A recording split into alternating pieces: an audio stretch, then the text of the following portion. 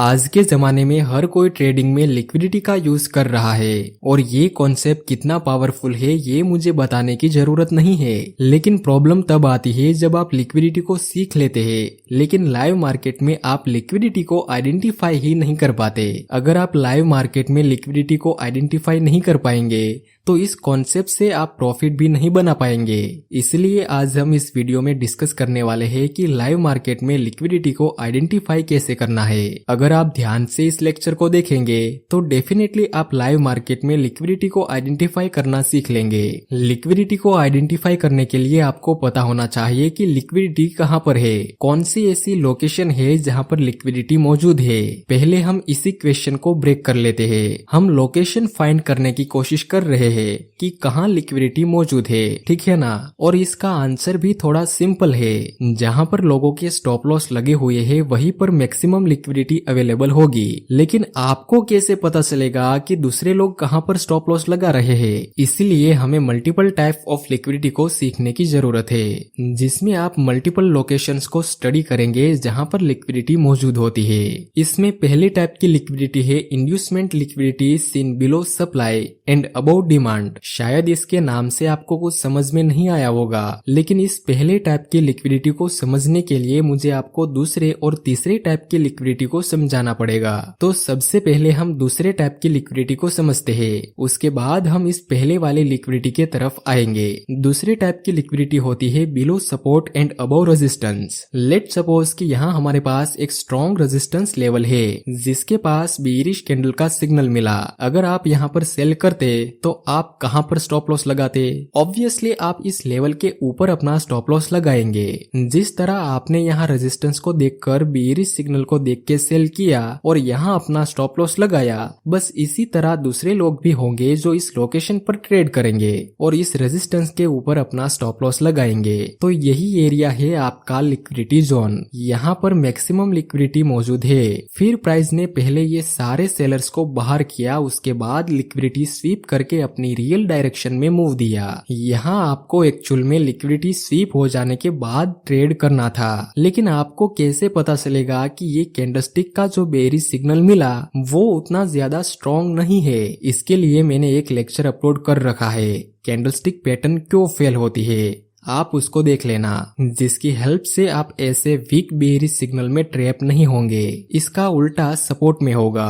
For example हमारे पास एक strong support level है जहां हमें एक हैमर और कंफर्मेशन कैंडल का सिग्नल मिला। ऑब्वियसली लोग इस सपोर्ट के नीचे ही अपना स्टॉप लॉस लगाएंगे, तो फिर इस सपोर्ट के नीचे भी मैक्सिमम लिक्विडिटी अवेलेबल होती है। नेक्स्ट प्राइस ने ये सारी लिक्विडिटी को स्वीप किया और उसके बाद अपनी रियल डायरेक्शन में मूव दिया। यहाँ देखो स्ट्रॉन्ग ब्रेकडाउन मिला था। इसको देखकर तो कई लोगों ने सेल भी किया होगा, उनके भी स्टॉप लॉस हिट हो गए होंगे। तीसरे टाइप की लिक्विडिटी है इक्वल हाई और इक्वल लो की लिक्विडिटी। यहाँ आप देख सकते हैं मार्केट में दो हाई की फॉर्मेशन हुई और ये दोनों ही इक्वल है, तो इस जोन के ऊपर भी काफी लिक्विडिटी मौजूद रहेगी। इसे हम इक्वल हाई लिक्विडिटी कहते हैं। और दूसरे एग्जांपल में हमारे पास दो इक्वल लो है, तो इस लो के नीचे भी मैक्सिमम लिक्विडिटी मौजूद होगी। इसे हम इक्वल लो लिक्विडिटी कहते हैं। अब हम अपनी पहली वाली लिक्विडिटी को समझते हैं, जो कि इसको समझने में थोड़ी मुश्किल आएगी, इसलिए आप ध्यान से आगे का लेक्चर समझना। Inducement liquidity seen below supply and about demand. अगर मैं कहूँ कि यहाँ आपके पास एक स्ट्रॉन्ग डिमांड जोन है तो लिक्विडिटी कहाँ पर होगी? आप कहेंगे कि इस डिमांड जोन के नीचे लिक्विडिटी मौजूद होगी। बिल्कुल आपकी बात सही है, लेकिन जब इंड्यूसमेंट होता है तब प्राइस इंड्यूसमेंट की लिक्विडिटी को टारगेट करके डिमांड जोन से ऊपर चला जाता है। टेंशन मत लो, अभी हम इसको रियल चार्ट से समझेंगे तब आप इसको इजीली कैच कर पाएंगे। उसी तरह यहाँ आपके पास सप्लाई जोन है।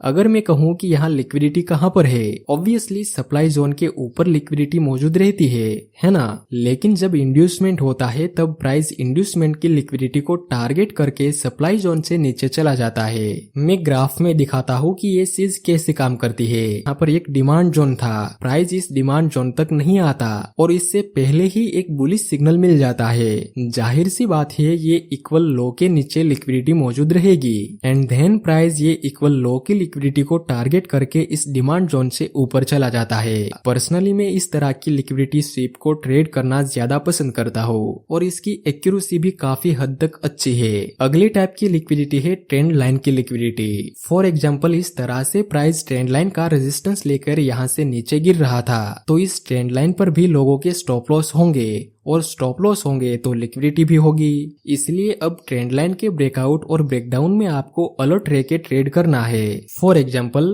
यहाँ पर प्राइस ट्रेंड लाइन का रेजिस्टेंस लेके नीचे आ रहा था, तो यहाँ ट्रेंड लाइन के आसपास भी लिक्विडिटी होगी।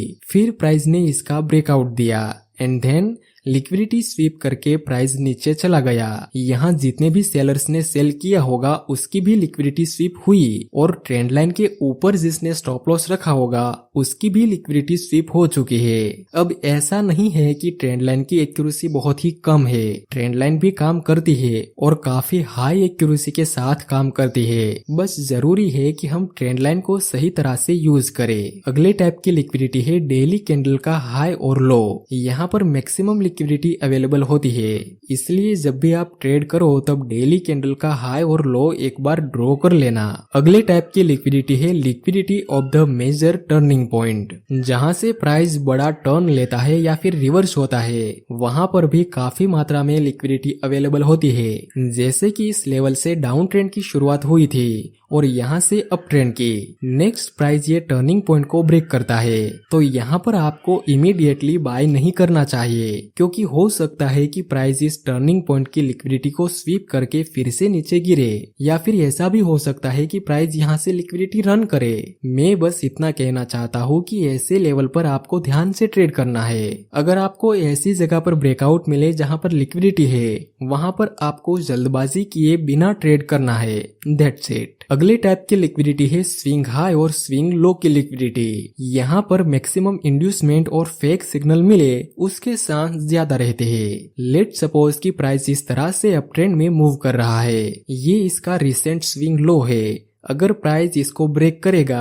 तो ये अप ट्रेंड का स्ट्रक्चर डाउन ट्रेंड में शिफ्ट हो जाएगा। मतलब यही लेवल से मार्केट का स्ट्रक्चर शिफ्ट हो सकता है। इसीलिए सभी ट्रेडर के लिए ये लेवल इम्पोर्टेंट होता है और इसी वजह से मार्केट मेकर्स यहाँ पर मैनिपुलेशन ज्यादा करते हैं और इसके ऊपर लिक्विडिटी भी ज्यादा रहती है। अगर ऐसी जगह पर आपको इस तरह से बिग कैंडल मिले स्ट्रॉन्ग, तो आपको सेल नहीं करना है। अगर प्राइस इस लेवल को वीक बनाकर ब्रेक करे तो भी आपको यहाँ पर सेल नहीं करना है। जब हमें हेल्दी मार्केट शिफ्ट मिले तभी हम यहाँ पर सेल कर सकते हैं और इस स्विंग हाई के ऊपर भी लिक्विडिटी होती है। आखिरी टाइप की लिक्विडिटी है इंटरनल लिक्विडिटी और एक्सटर्नल लिक्विडिटी। देखो, यहाँ हमारे पास एक डाउन ट्रेंड है, ये हमारा मेन स्विंग, ये भी हमारा मेन स्विंग, ये भी मेन स्विंग और ये भी हमारा मेन स्विंग है। तो ये जितने भी मेन स्विंग है उनके ऊपर एक्सटर्नल रेंज लिक्विडिटी होगी और इन मेन स्विंग के अंदर जितने भी स्टॉप लॉस है वहां पे होगी इंटरनल रेंज लिक्विडिटी। मतलब देखो, अगर मैं ये स्विंग और ये स्विंग के अंदर की बात करूं तो यहाँ भी किसी ने सेल किया होगा जिसके स्टॉप लॉस यहाँ पर होंगे, तो इसको हम कहेंगे इंटरनल रेंज लिक्विडिटी। और अगर मैं ये दो स्विंग के अंदर की बात करूँ तो यहाँ किसी ने बाय किया होगा जिसके स्टॉप लॉस रहेंगे इस लेवल के नीचे, तो इसे हम कहेंगे इंटरनल रेंज लिक्विडिटी। ये हमने बात की ट्रेंडिंग मार्केट की। फिर जब मार्केट साइडवे होगा तो उसमें भी यहाँ किसी ने बाय किया होगा, यहाँ किसी ने सेल किया होगा। इन लोगों के स्टॉप लॉस जहाँ पे होंगे उसको हम कहेंगे एक्सटर्नल रेंज लिक्विडिटी। और इस रेंज के अंदर भी तो किसी ने सेल किया होगा, किसी ने बाय किया होगा, उसके स्टॉप लॉस जहाँ पर होंगे उसको हम कहेंगे इंटरनल रेंज लिक्विडिटी। तो ये कुछ पॉइंट थे जिसको स्टडी करके आप लाइव मार्केट में लिक्विडिटी को आइडेंटिफाई कर सकते हैं। और अगर आप मेरी चैनल में पहली बार आए हैं तो आप मेरी लिक्विडिटी की प्लेलिस्ट चेक कर लेना, जिसमें आपको काफी कुछ वैल्यूएबल चीजें मिलेगी। और अगर आपको कोई डाउट हो तो मुझे कमेंट में पूछ लेना और अपने रिव्यू भी कमेंट में शेयर करना। आपको ये वीडियो कैसा लगा? आज के लिए बस इतना ही, मिलते हैं अगले वीडियो।